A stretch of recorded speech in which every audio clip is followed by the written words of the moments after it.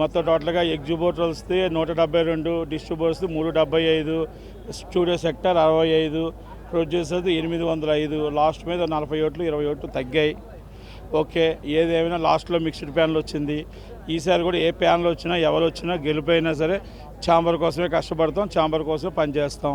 అందరం సర్వీస్ చేయడానికి ఉన్నాం తప్ప ఎవరు గెలిచినా వాళ్ళు గెలిచినా మనం గెలిచినా ఎలక్షన్లో పోటీ ఉంటుంది. పోటీలో ఎవరు గెలిచినా పర్లేదు, ఎవరైనా దాన్ని పోటీగా తీసుకుంటాం తప్ప దీంట్లో వాళ్ళు గెలిచారు మేము ఓడిపోయామని బాధపడాల్సిన అవసరం లేదు.